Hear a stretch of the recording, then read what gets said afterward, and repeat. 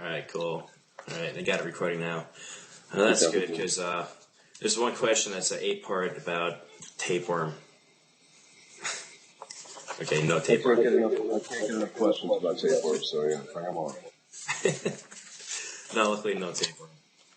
All right, so let's figure out why we're here, why we're doing this. About a month ago, you did an interview with Kevin Rose from Dig.com, where you had all the Dig people write questions and vote on them, and you answered the top 10 questions. So what inspired you to ask us NIN fans from your website to do this?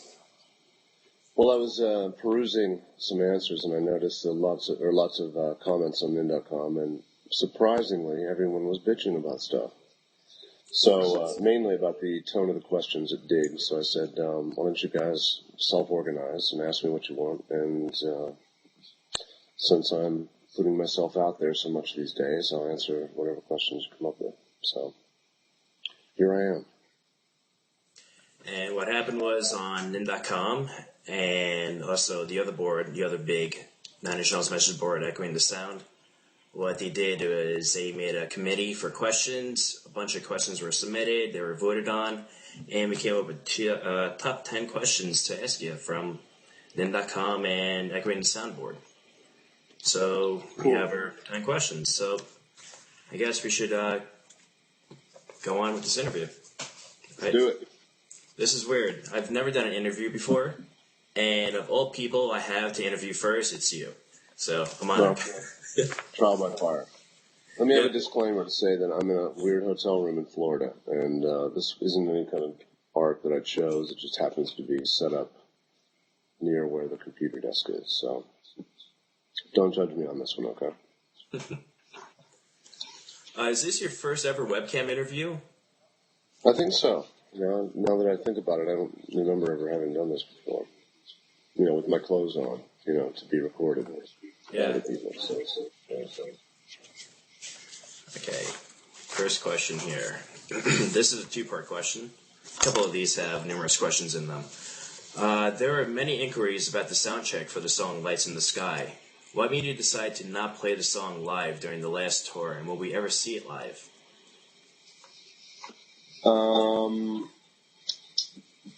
Yeah, we worked it up for the last tour, and really what happened was it's such a quiet song that we kind of scrapped it in the rehearsal phase. It just felt like, at that time, I thought it wouldn't fit the set list, so several weeks went by, and then it kind of felt like we forgot it. We never had time to really practice it, so it kind of went by the wayside. But I'll blow one of the many secrets of the new tour, and that is going to be played live. We very, very brought cool. it back to life. Yeah, what's cool now is we actually have, with Alon, he's actually a really excellent keyboardist. So it frees me up to do some other things. And that was another thing that was kind of a hassle, was playing it and singing it was weird, because it's very hard to sing that song live because it's so quiet. So now I can just dump all the responsibility on Alon, and off we go. Interesting. Can't wait to hear that live. Second part of that question is, what are the reasons for not ever playing certain songs at shows? And given that band members have mentioned learning 70-plus songs, how do you pick the 20-ish songs that get played each show? That's a good question. Many answers to that. Some songs you realize don't go over as well as you wish they would. You know, like when we finished with Teeth, I thought The Collector was my favorite song on the record. And every time we played that live, it kind of felt like lots of blank faces looking back at you. And so they start to get bumped around because you can judge people's reaction, you know. And what happened on the Lights in the Sky tour, you know, and I've explained this before, but just to reiterate, is because we wanted that tour to be so production heavy and have it feel like a movie almost, where every song had its own look. The end result of that, and kind of the consequences of doing that, was that we had to stick to a pretty rigid format, and we didn't have the opportunity to just drop songs in and out because the production kind of demanded that it flowed a certain way. So the tour we're about to start, the Ninja Tour in America and beyond, is not reliant at all on production. It's just white light. And it gives us the chance to really break the sets up. So what you're going to see is a pretty radically varied set list from night to night. And what we learned when we just played in Australia, which was kind of a beta test for this tour, was, my old philosophy of trying to play festivals, and because the Australian days were mostly festivals, my old philosophy was to come out swinging and try to make a kind of greatest hits, relentless win over the people that aren't there to see you type set list. And that, by its nature, starts to make you eliminate anything that's kind of quiet or trying or patience testing to the audience. And this time around in Australia, we just said, let's just play what we feel like playing. And we went on some pretty obscure stuff and some pretty quiet things for extended amounts of time. And what we found was that we really had the audience's attention, and we didn't need tricky video or special lights. So we're really going that direction on this tour, where it's going to be a lot of kind of stranger things and stuff we want to play that's a bit more self-indulgent at times, but it's just what we want to do. The point of this tour was to have fun and not just repeat what we've done in the past. And it feels live and dangerous, and we might fuck up, and it feels good. So I think that answered most of your questions. But a lot of songs been reconstructed to open up for a lot of improvisation.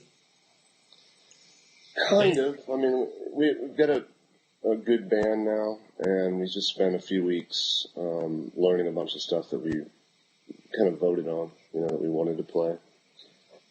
Excuse me, we're not playing certain things that we don't feel like playing, and it's not that we don't care, it's just more of a matter of we want to do what we think is the right thing to do. Instinctually, we're not trying to win people over or anything else. We're going to come out in a pretty pure form and do what we think is what feels right to us. So.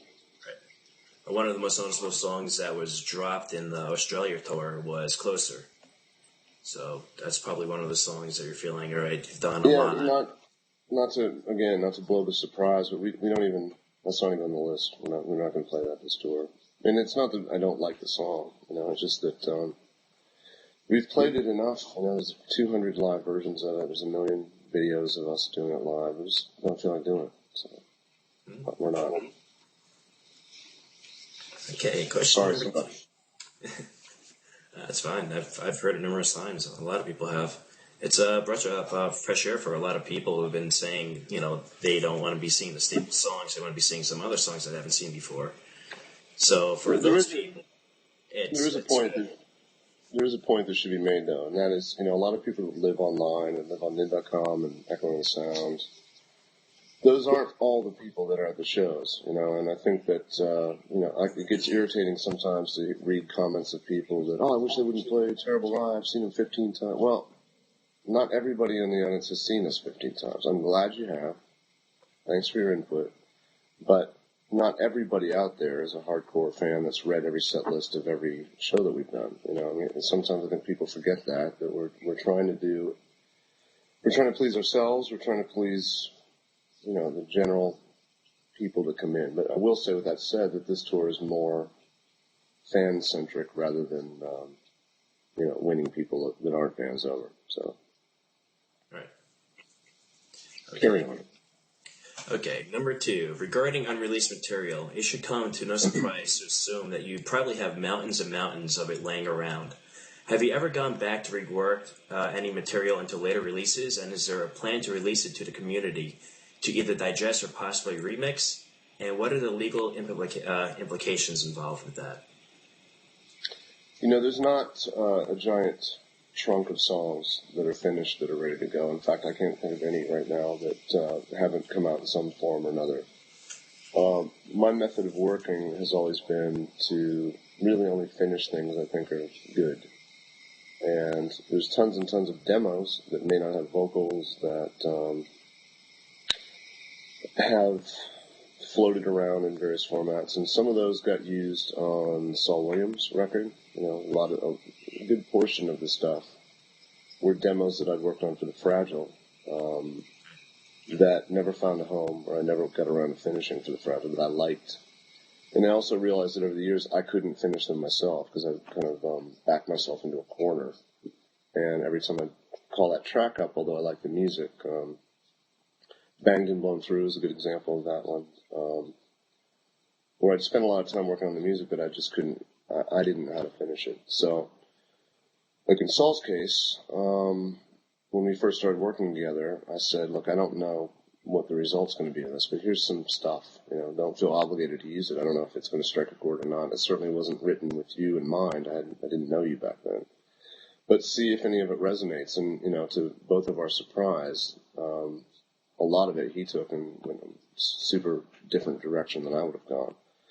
So some of this stuff gets kind of recycled into those type of things. There's still, a good portion of them around, but generally if they're in that pile, they're either not as good as other things, or I'm just stuck on them. But to answer your question, there's not, I'm not Prince or Rivers Cuomo who brags about having hundreds of great songs, And to that, I would say, Prince, if you have 100 great songs or 1,000, how about picking a few and putting on your record that you put out, because your last several have sucked, Same to you, Rivers,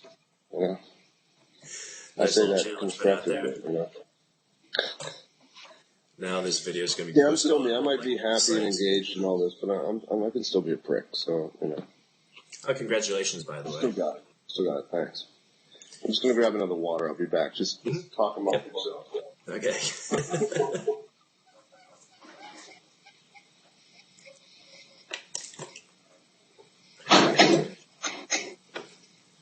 All right, back. We're in the midst of rehearsing right now, so we've been rehearsing for 6 hours. It's hot outside, so trying to hydrate here. Yeah, I hear that. And I have my water bottle right there, but hopefully it'll Cheers. Quick question about the whole releasing the music. The recent 2 songs that released, Not So Pretty Now and Non-Entity, they were taped and recorded, I'm assuming, in the With Teeth era, but they were just released now. And while you wrote With Teeth, you're still underneath Interscope, was there anything that you had to do with them to be able to release those 2 songs, or because they were never released, you were able to just release them? You don't really want to ask me that question, right? Because that would force me to say I probably should have asked permission, and I didn't. So let's just go to the next. Okay, we'll pretend that question never happened. Okay. Okay, number 3. What were some, what are some non-music related things you've always wanted to do in your life and haven't gotten to yet? Would you really like to accomplish in the future? Well, some of those in the next several months, you're going to see. What I'm up to post this tour with 9 Inch Nails, or outside of 9 Inch Nails, is seriously putting some effort into that pile of things that I've been talking about or wanting to do that I haven't been able to do because of the demands of 9 Inch Nails and the scheduling and the going on tour, just stuff you never get to. I will say some of it's software based and some of it is storytelling based. And like I said, I'm not trying to be secretive, but it will be something that will be announced in the fairly near future, what my plans are on that front.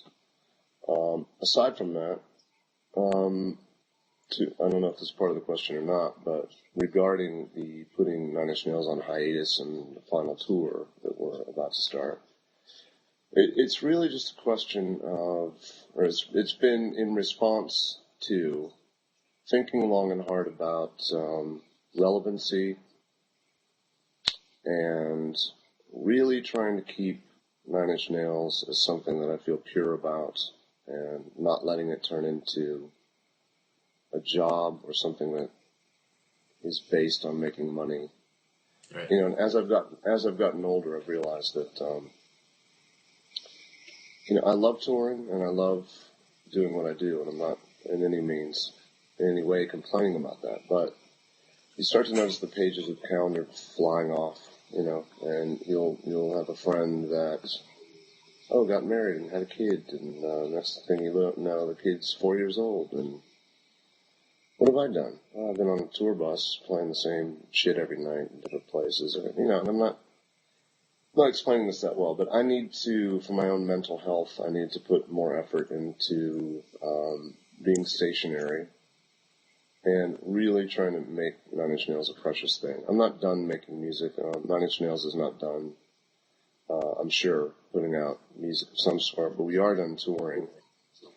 And I think being able to put a cap on it and kind of say this is it has made every minute I've been doing it now seem more precious and more valuable, because it's finite. And it's also a matter of I'm just trying not to become a parody of myself, and I don't want to be. I need to think about things, and I need to really kind of just keep it cool. I watch my peers spin off into doing stupid shit to try to desperately stay relevant or trying to cash in. And regardless of what you think of Nine Inch Nails, I know that I've always tried to do the very best I could do with it, and I always think I made the right choice, and I knew when to say no. And I'm not saying every move has been the right move, but it's been done for the right reasons, and it just feels like I need to take a breath and recollect myself. Yeah. Understood. Yeah. I can see you got kind of sad when I started saying that, but there's no reason to be sad. Little tear came down, trying to hide it. I'm tearing up myself. What can you say? You have 20 glorious years of great music. 20 years is a fucking weird thing to think about too. Like, people started saying that last year, and I said 20. That's not Russia, but it is 20 years, and it's like primarily I'm happy to be alive, and I'm happy to have my brain and facility back about me, and I'm grateful that people care. And seeing this weird kind of relevancy that switched from, how do I explain it? It's when Downward Spiral took off in mid-90s, it was weird to be on that roller coaster because you started off thinking one thing, and a tour bus leaves, and you're playing theaters, and the next thing you know is a big hit on MTV, and then there's a big radio hit, and now you're playing arenas, and now you're selling out arenas, and now you have money all of a sudden, and now you have all these weird people that want to be your friends, and everyone's kissing your ass, and I'm getting off track in my rambling story, but the other thing I noticed then was there was a weird cultural point of reference that started to happen where you'd see yourself mentioned on David Letterman, where you'd show up in a mainstream Sunday cartoon as just a cultural reference, Right. And it's very strange to see your own thing, or your own brand start to become this, very mainstream thing, and then in the later years you get to see that disappear, and question your relevance. And it's been weird in the last year or so to see that kind of come back with a different shine on it. Maybe it's the guy who's figuring out what to do with the internet or whatever my big mouth has gotten me recognized for these days. But it's weird to see it come back up. Just I don't know, just kind of rolling with it right now. I'm trying to do the right thing. It's been great to see, and everything that you've been doing, releasing music for free, Ghost, Slip, the way you've structured releases, other bands are now following in the same step. You're just really seem to be ahead of the curve for everything in music right now, for the most part. Well, on that tip, we got thrust into it because of our relationship with Interscope coming to a close, and it kind of is a gun to your head saying, what are you going to do? But I've got to say, a few years into it now, I am quite surprised that where's everybody else? What are other bands doing? I don't really hear much about many people trying to figure it out. It feels like everyone's sitting around waiting for someone to tell them what to do, or their manager to tell them now you're going to do this, or, now you got to be in a right guard commercial. That's how you do it now. Whatever it is, it's surprising to me that there's not a lot of musicians. I'm not saying nobody is, but in general, I don't feel like I have the bar's pretty low to get some attention doing stuff because nobody's doing anything, it seems like. But hopefully that will change. Hopefully in the next couple of years, more bands are becoming independent, ending record deals with the major companies. After that, after a couple of years, down the road, see all sorts of different stuff happening. Yeah, I mean, it's like my goal was not at this point in my career to say, you know what, now I want to be a marketing guy. I want to figure out how to market my own brand to the demographic. I mean, that shit is as boring to me as it is hearing myself say it just now. But nobody else is going to do it, you know. So you can sit around and fade away, or you can sign a new contract with a company that has no idea what they're doing, or you can realize, hey, it's the Wild West right now, and someone's got to figure it out. Let's just try it and see what happens. You know, so anyway, enough of that. Okay. Number 4. The Still album featured deconstructed and new pieces of music that showcase a softer side to Nine Inch Nails. Do you have any interest in creating another album like Still in the future? And what are some of the more recent songs that you could see reconstructed to be like Still? And how do you think combining elements of Still and Ghost would work as its own tour? One question. That's something I've thought about quite a bit. I mean, Still was an inspiration, certainly, for Ghosts. And the idea of Still really came from me being really sad and really broken down. And trying to make something that sounded that way. Anyway, when we got around to Ghosts, it was just, I remember having, not that I had fun making Still, but I liked the kind of beauty that it had in it. And again, that was kind of the archetype for Ghosts, and we just wanted to make a record that sounded like rainy day soundtrack kind of thing, in general. And I've often thought, you know, it was nice on the Licensed Sky Tour to be able to work some of Ghosts into the middle and just kind of graft it into a rock show, and I think that worked pretty well. But it seems like it would be cool to do something that is like what you said, a stripped down, kind of based on the Bridge School benefit thing that I did. And that was also a big inspiration on Ghosts. Because when I got asked to do that, you know, I was very flattered because I'm a huge Neil Young fan, but I was also terrified because I didn't have any idea how I would pull off an acoustic situation. So, putting together that kind of string quartet type thing, I thought yielded some pretty cool results, and that was literally thrown together in a weekend. So the idea of taking something like that that's not a rock show is appealing to me. You know, we've talked, management and I've talked about doing something like that, but it just, the timing hasn't been right so far. And that may be something that you see in the next couple of years. You know. I'm sure a month of being off tour, I'll have watched everything I needed to on TV, and now I'm going to be ready to do something. So we'll see what it is. Interesting. Any Ghost songs for the next tour, or can I say? You know, we worked up a bunch, and I've kind of just thrown them off the list in the last few days, and that may change, but it really felt like it was kind of, they don't belong in the set that we have right now, and I was kind of forcing my hand to throw them in there, and a couple might pop into it, but that's not really the vibe of what, there's some surprises coming on this tour, but the Ghost thing kind of felt like it needs to rest right now. Right. Gotcha. Okay, number 5. You recently asked your followers on Twitter for cover song suggestions for the upcoming Ninja tour. What kind of results did this yield, and was there anything that really stood out to you? And what were some of the more outlandish ones? There was, you know, that was like kind of when I was first getting my head around Twitter, and I thought it would be interesting to kind of engage the community on something, and I have to admit I was quite surprised by the range of stuff.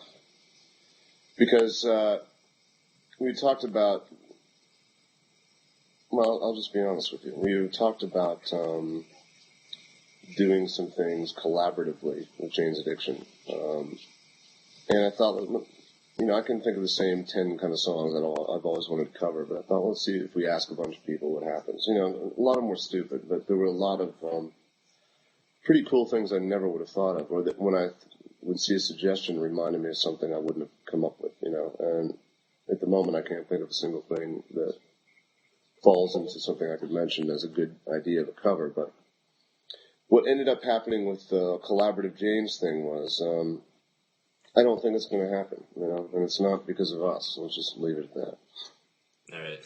So we have a few cover things that we're working on for this tour, but we also found that we have so much material of our own that we don't really need to embellish with too many other things. But there are a few surprises where I know I'm not answering much here, but I don't want to give it away before we've done it. So We'll begin seeing them in a couple of days. Just have to wait till Friday. First tour. Not that long. Us Nin fans should be used to, waiting really long. 3 days was. Yeah, quit your bitching, man. 3 days. 3 days is nothing to us. Well, at least nothing to like the older fans, like the newer fans. They're so used to 2 albums in the same kids. Yeah, punks. All right, number 6. Years ago, you mentioned you wanted to release The Fragile in surround sound by 2009. Given that this year is the 10th anniversary for The Fragile, as well as the 20th year anniversary for Pretty Hate Machine, do you have any plans to commemorate either or both releases, like the Downward Spiral in 1994, 2004? Or is it just too much red tape involved? And what other elements besides the music would you want to include? Well, there's a part of me that would like to do the very best versions of those that we could, certainly to be able to make stuff you've done, what am I trying to say? To be able to really add to the canon of your work, if you have a great definitive version of things, it certainly would be cool to do. There's another side of me that feels like it's wasting time looking backwards instead of looking forwards, and there was a time, certainly when I was afraid to write, where it felt like, it'd be great to look back because I don't have anything that's pushing on me to go forward at the moment. I want to feel like I'm busy, but at the moment, that's one wordy way of saying I'm not sure. There's part of me that wants to do it. There's another part of me that doesn't really want to not waste, but commit the time to regurgitating that and getting back in, because it's not an easy process. That would mean, let's say for The Fragile, for example. What's happening on that is my friend Jeff Anderson, who has Artists in Residence that did the Ghost package with us. Jeff used to work at Interscope and was our A&R guy at Interscope, and both of us were always frustrated by the fact that a battle that you constantly run into when you're on a record label is the argument of how much they allow you to spend on packaging, and you come at them with something pretty cool, they come back at you with, nobody cares about packaging, and look at this 50-cent record that looks like shit, and no one cared, and they bought a bunch of them. And you try to say, yeah, but I'm not 50 Cent, and my audience, some of them would appreciate something that has aesthetic beauty to it. And it does matter to me if it's 4-color printing, and it does matter to me the quality of the paper, and it does matter to me the way it feels, and it does matter to me if it opens up this way. And that's like talking to a tree. You're going to get the same response. They don't understand it, they don't care, they just want to sell plastic, that's it. All right, this is so, exactly. And when Jeff left Interscope, he eventually started this new company that repackaged it. It does cool stuff. That's exactly what we wanted to. So they did a great Sugar Ross package. He's doing the Pixies thing. And we partnered on the Ghosts package. And that's how we were able to get such excellent quality. And he lives and breathes for all the kind of things I just said. We'll come to you with 20 different kinds of bindings and touch them and feel it and look at how it's woven into, stuff that he's that passionate about that thing as I am about whatever I'm passionate about. So he's called me up about doing a deal with Interscope to do The Fragile in that method, and that appeals to me. The other side of it is I'm not doing any favors for Interscope unless I get paid to do it, because that's that kind of relationship. And I'm not saying holding them hostage, but I'm not adding anything more to their bottom line of money they're going to make from me, unless they pony up to pay for me to do it. And that may sound mercenary, and I would certainly like to have The Fragile, but I'm not doing any fucking favors for those guys, period. I'm done with that. So that's The Fragile. I think there's a good chance that might happen, and it may happen in the next year. I think when I said the 2009 thing, which I don't even remember saying, it was probably because I thought Interscope would think it would be cool to capitalize upon the 20th year anniversary, and there was talk of a greatest hits record, which I probably still owe them at some point if they remember that I was ever on their label, and so on and so on. So that may or may not happen. As far as Pretty Hate Machine, I don't even know who owns that right now. The story of that record is so convoluted and sickening. Cliff Notes version is TVT Records owned that album. That's the way record contracts worked back then. They lend you a little bit of money to make a record. You pay it back, then they own it. TVT managed to fuck themselves up and go bankrupt, So the last I heard was a bank owned TVT. And we tried to buy it off the bank, and the bank wanted to package it with all the other garbage that TVT had in their assets that they couldn't pay back, and all the rest of it was bullshit. And do you want to spend several $1 million to buy back a record that you made? And then it raises the question, well, what does it mean if I own it or not? What the fuck difference is, So that's all I can even remember of what happened. It was something to do with the bank has it, and it's a hassle, and I don't even think it's in print right now. So that doesn't seem like Pretty Hate Machine is going to be shaking free anytime less. Maybe it will, maybe it wouldn't. I mean, if I had access to that, I would go back in and certainly remaster it. I might remix it. And that might open a can of worms that just ruins whatever it was. That record sounds dated to me by my ears now, but it was a long time ago, and I was a different person back then, and that's what it is. So I don't know. I don't think about that one that much. That one I had to kind of distance myself from it. It's not that I don't love the record, and it's not that it wasn't part of me. It's just that it's like finding out that something you made and believed in belongs to someone else, and you can't get it back. And it really calls to attention how much the record business sucks. So.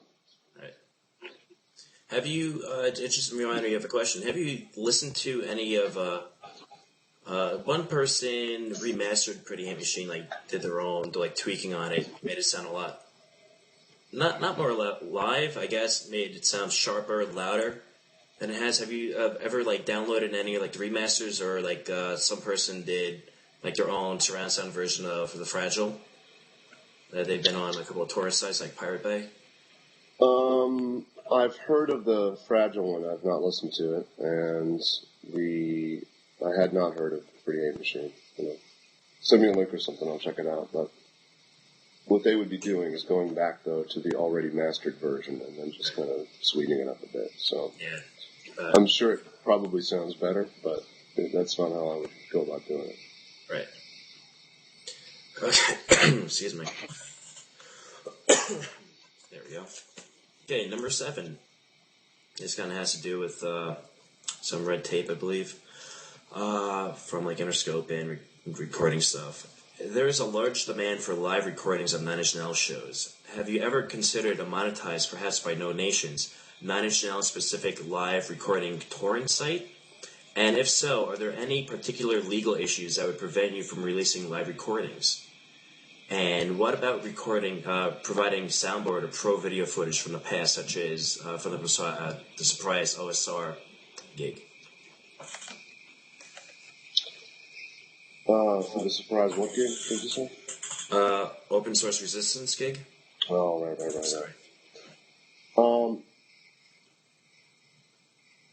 We've had a bunch of talks of different companies we could go through to try to monetize live recordings. And none of them really felt like they made sense to me. I haven't spent a lot of time researching it, but there's a couple issues that get raised. One is, I don't know that I would want every show we've done recorded necessarily. Certainly put out formally, because we're not always that good live, to be honest with you. And there's times when I'm not censoring myself, so some of this might sound stupid, it might be stupid, but there's certain gigs where the energy is just one of kind of chaos, and that is what makes the show good. And there's something about knowing that you're recording that you sometimes restrain yourself because you want to maybe be more technically perfect rather than emotionally in the moment. And that's just how my brain works. If I know we're filming something, it's never the best show because everyone's trying to play precise, you know. Mm-hmm. Sometimes when you don't give a fuck, you have a good show because you're having a good show and you're actually enjoying it. So the idea that somebody would think they're going to pay money and every night they're going to get a recording, you know, there's a couple things. One is what I just said, and the second thing is all music's free anyway, you know, and the idea that you're going to coerce somebody into paying for something, to me that just incentivizes people to steal it, you know, and that's just the way it is.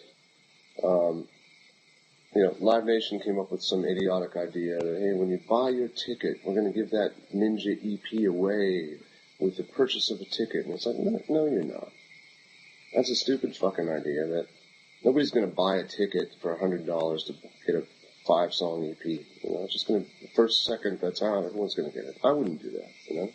Right. That's like you know, scratch the cap off the Pepsi lid and then enter it in on a website and then get a code, and nobody fucking does that. And then to get a free song, it sucks, you know. So a lot of that kind of feels like you're just selling air to people that they already can breathe, you know. And so what I've tried to do to answer to that is this open recording policy on this tour. And that's mainly because we're not planning on recording this. You know, we're not planning on making a DVD of this tour. And there's a number of reasons why, mainly because I think we've done it enough, and I think it's more interesting to have the community generate it themselves. You know, I don't know what's going to happen on this, but you know, the Bridge School benefit, to go back to that, what was kind of interesting to me on that was the week after that happened, you know, a couple videos showed up on YouTube. And then 2 weeks after it, another one popped up. And then pretty soon there was a handful, as I remember, there was a handful of things that kind of forensically people started piecing together. You had a sense of what the whole show was, you know, that was just from whoever happened to be at that concert. So we're kind of trying to encourage, since some people are going to film it or try to film it or take pictures anyway, hey, just do whatever you want. Hopefully it will be centrally, it'll wind up in some central location like Vimeo or YouTube. I'm sure it will. Probably. And you can kind of experience, you know, search around, and hopefully nin.com's tags and metadata will help find those things. But that's how I think this should be archived this time. You know, I don't feel good about trying to charge people for a live recording or a live video. Plus it puts the pressure on us every night to have a decent mix that comes out if we're going to officially stamp it. And this way, it's, you know, do what you want. And if something cool comes out, great. If something sucks, you know, it feels less like it's my responsibility.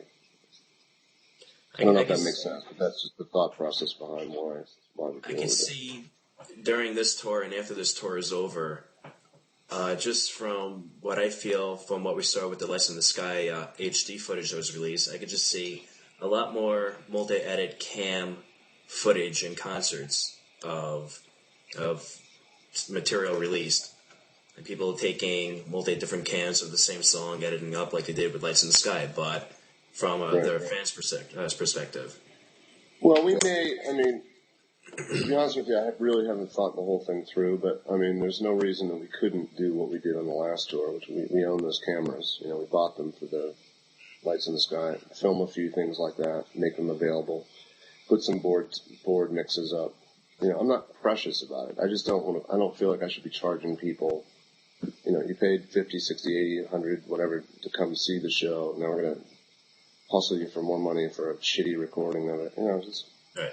If you're interested, I think, you know, I like the idea of the Hive community putting together stuff. And if we can provide them with enough tools, whether they generate them themselves through permission to bring in cameras and stuff, or we embellish that with stuff we film. You know, we probably will do that now that I've thought about it for the first time. So, what we're not trying to do, though, is have some elaborate formal shoot to make a, you know, pay for DVD type thing. Right. No more besides doing time type stuff. Not for this. You know, it doesn't feel right. It feels like we're getting into the milking it territory. That's my take on it. So. Gotcha. All right, number 8. If you were to make a short list of people anywhere in the world with whom you would collaborate on a project, who would it be? Who would be on it and why? This is one of those questions I wish I would have read because I could have written down something smart and come up with something cool to say. Now you've been put on the spot. No, it's like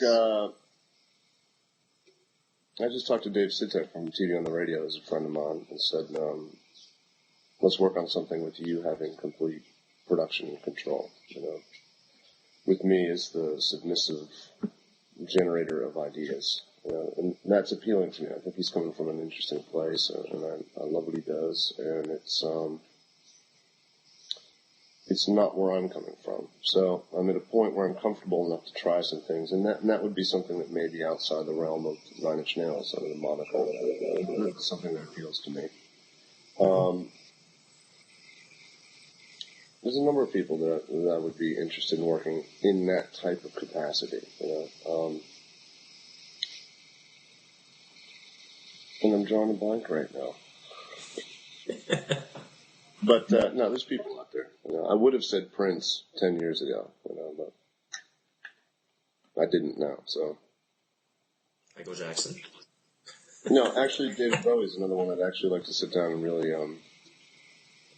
really collaborate with. You know, outside of the realm of the tour and stuff we did, but really just pick his brain because I think he's a genius. You know, and I think it's something cool that I could certainly learn from him. You know, Brian Eno, I've always thought I've had high respect for. James Murphy, you know, I'm blown away by him. So and there's a number of things. Anyway, it was kind of a non-answer. I wasn't really prepared for that one. So. Sorry. At least it wasn't a tapeworm question. Which one? You're dying to ask that.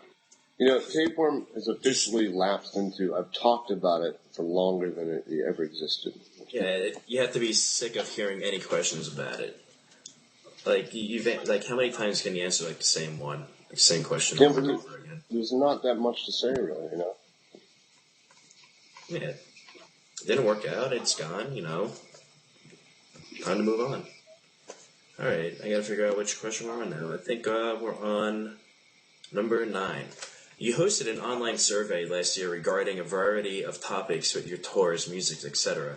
Has the data from the survey helped shape what we're seeing with Nine Inch Nails right now? Not really, to be honest with you. That's not a result of.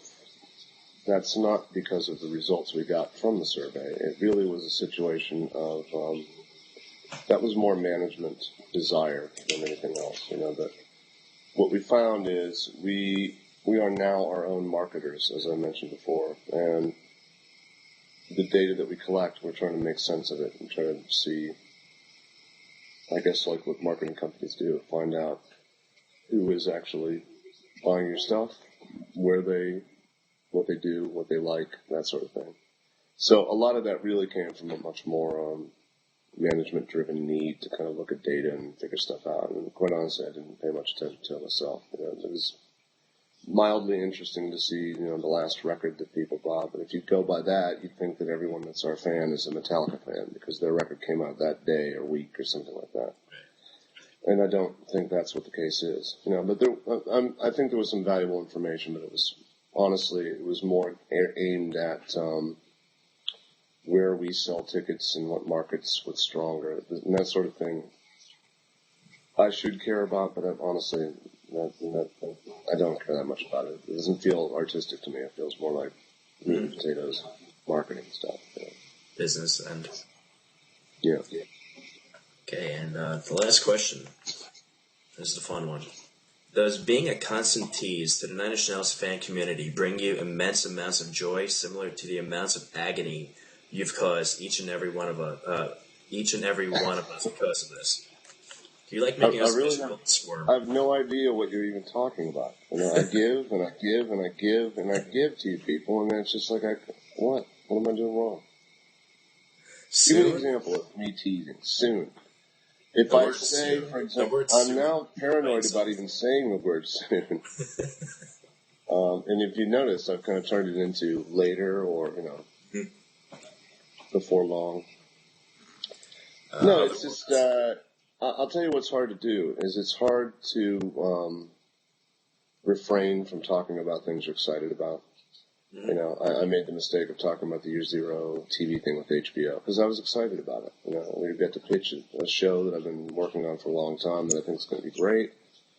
And I blabbed about it because it was happening, and then I'm held accountable to it. For the next couple of years, I'm being asked about that thing, which didn't work out and didn't come to fruition at that time.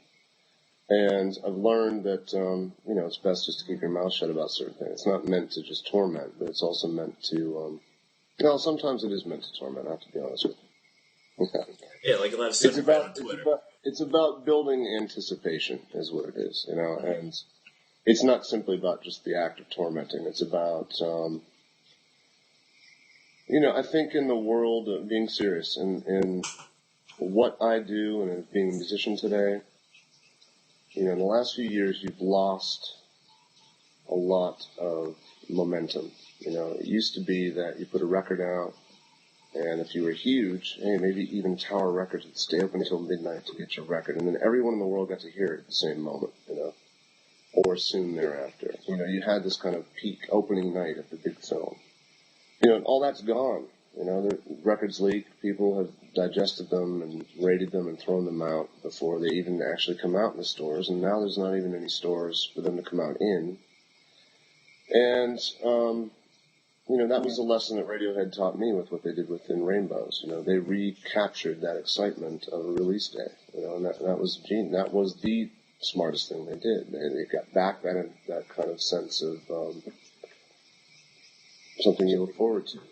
And I'm trying to bring elements of that back into what we do. Not having a label, it's great to be able to put out stuff whenever you want to. You don't have to coordinate with a bunch of assholes who are going to fuck it up. You can do it yourself.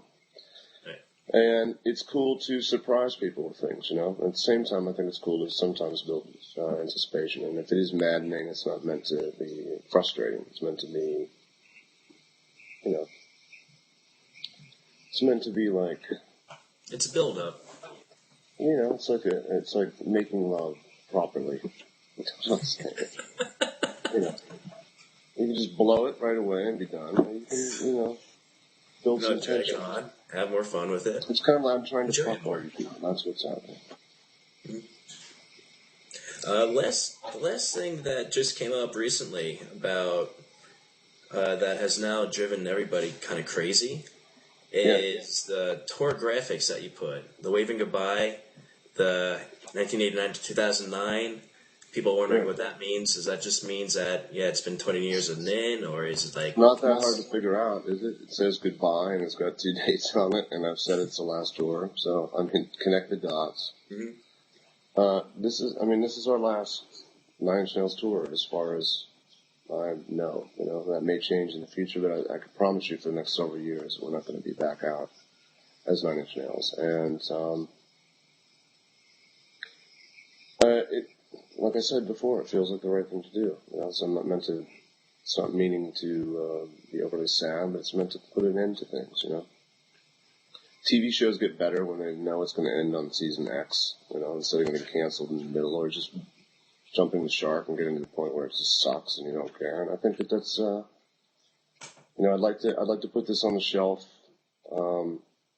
feeling like we're at as good as we've ever been, and as relevant and vital and to me, and hopefully you. But I don't feel like I'm going through the motions, and I don't feel like it's just another X amount of money I can make if I round the country a few more times. It feels really good to me right now, and that's why it kind of feels like a good time to be able to look back fondly at it rather than an unpleasant responsibility or something that I just went too far with. So we'll see. You're tearing up again. I can see. Yes, total tears, left and right eyes this time. I'm gonna be enjoying it. I'm going to 4 shows myself, so I've been saving up, spending my load with money wise, and I can't wait to see the 4 shows. It's gonna be great. I think, for the person that goes to more than one show, our plan, as I said, is really to make it, when each show is pretty different, and I think we can deliver this time. It's going to be fun, for us anyway. Yeah, one thing that I've seen over the years of going to shows, especially with how the whole NIN community is now really evolved, with ETS has been around for a while. Technology with cell phones, now iPhones, to be able to track each other. When the Spiral was alive, how the NIN.com community is now, it's just not just going to a show and enjoying the show. It's the whole experience of showing up, meeting up with friends, building stuff up, planning to hang out beforehand while you're waiting online, enjoying the show afterwards is a whole, new experience. So Going to concerts when I was younger. We're kind of morphing into the Grateful Dead, in other words. No, not at all. No. NIN and awful hippie music does not mix. No, I mean the element of community and following people around and tie-dye and shit. I don't doubt you're going to see really much tie-dye shit. Maybe black instead of tie-dye. But it just, especially now, knowing that this is the last tour, that, this is it. It's time for people, when they go out to go see the concerts, not to bitch and moan about something, to just fucking enjoy it. This is it. Enjoy your time. So. I suspect there's still some oh, yeah. Definitely. They didn't play my favorite song. Why not? Shut up. There's tons of songs. Enjoy it. You went to a concert. You got to see it. So live. that's it. That's all you people could come up with. That's the only questions. No. I could probably bust out a bunch of more questions, but we kept it to the top 10. The top 10. Okay. If you want, here's a question I had. I didn't ask it, but I might as well. I have you right here, so I might as well ask it. The slip. When you wrote the slip, you wrote it with your, at the time, full band. You didn't have a bassist at the time. Was that the first time? How do you guys write it? Was it just you pretty much writing and producing most of the music, and then having Robin and Josh come in and do a part here and there, or did you guys actually do the album as a band? I never saw that ever asked. That record really wasn't done as a band too much. It was mainly because of the super tight schedule of trying to pull that off in a limited amount of time. And I think I had written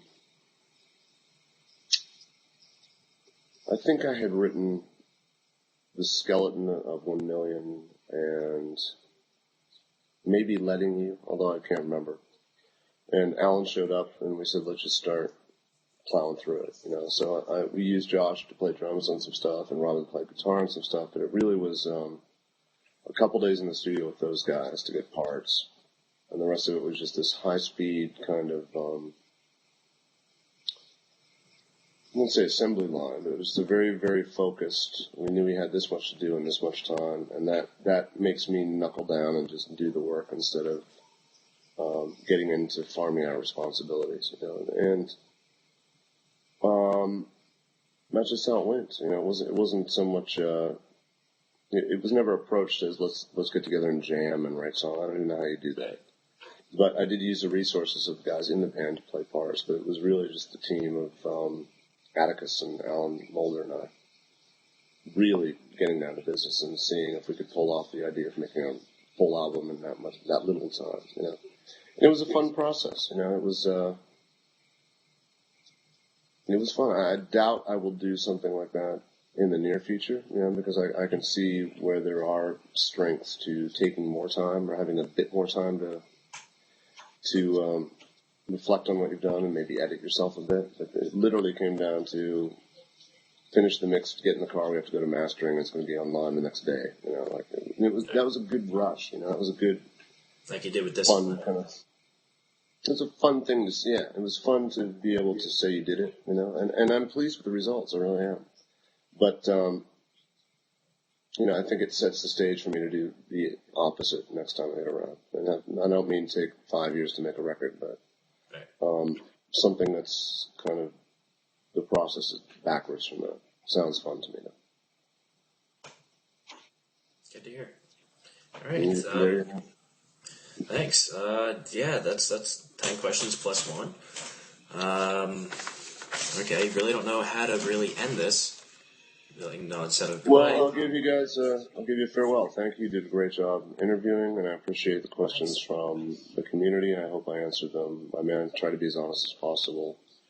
And I thank you guys for your support. I hope I see you out on the road. And just a note, when I'm on Twitter, I'm not always being completely serious about every single thing I say. So I'm not really going to watch romantic comedies tonight. So don't throw your vinyl out just yet. So. Thank you, guys. God, he wants Meg Ryan stuff. No. Yeah, okay. Last things to plug quickly, nin.com, Ninja Tour 2009. I think that's the site, right? Or ninja2009.com. So I don't know, I think. And, what else? Tour.nin.com. There we go. Sounds about right. All right. All right, man. Thank you so very much. I'm going to end the conversation now. Goodbye. Well, the recording. We'll get back to enjoying the beautiful art in this hotel. Beautiful. Guys, take care.